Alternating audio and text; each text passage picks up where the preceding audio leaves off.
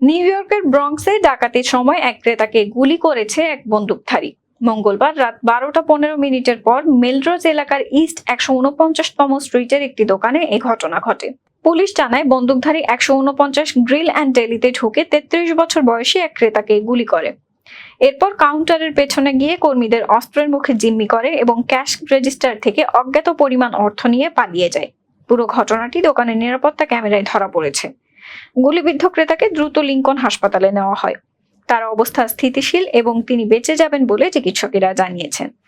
Police বলেছে ডাকাতির পর সন্দেহভাজন ব্যক্তি ইস্ট 149তম স্ট্রিট ধরে পূর্ব দিকে পালিয়ে যায়।